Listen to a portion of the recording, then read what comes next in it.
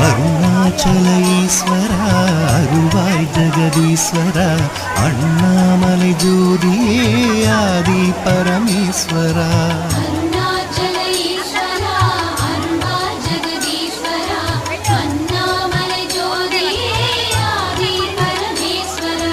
ஆதியின்றி அந்தமின்றி ஜோதி சுடரானவா உனை நினைந்து நலம் வேண்டி வருகின்றோம் கிரிவலம்.